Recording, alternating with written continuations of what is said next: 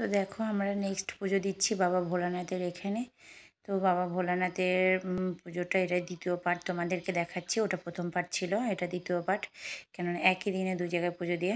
তো দেখো এই আমরা এখানে বাবা ভোলানাথের এখানে একটু পুজো টুজো দিয়ে নিচ্ছি।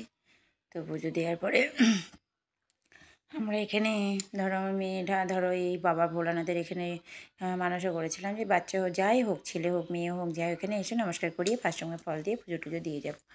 মানত করেছিলাম যে যাই হোক মেয়ে আমার সন্তান হয়েছে, যাই হোক মা তো বলে ডাকে। তো আমরা পুজো টুজো হয়ে গেল। দেখো আমরা এই ফাঁকা এই মাঠ দিয়ে আমরা এখানে পুজো দিতে আসতাম।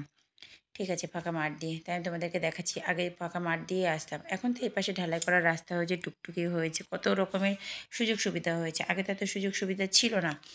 তো যাই হোক আমরা এখন টুকটুকি করে এসেছি। দেখো এই ফাঁকা মাঠ দিয়ে আসতাম আমরা, অনেক জঙ্গল পেরিয়ে আসতাম, অনেকটা দূর অনেকটা দূর, মানে বর্ডার পেরিয়ে আসতাম। ঠিক আছে, তো আমরা দেখো ওরা সব ওখানে দাঁড়িয়ে দাঁড়িয়ে মোবাইল দেখছে। তা আমি আবার একটু তোমাদেরকে ভালো করে ঘুরিয়ে ঘুরিয়ে দেখাচ্ছি।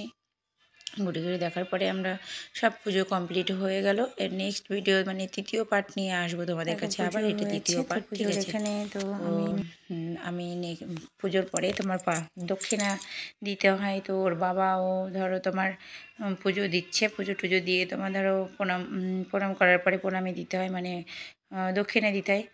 তাই আর কি তোমাদের তৃতীয় পার্ট নিয়ে আবার চলে আসবে।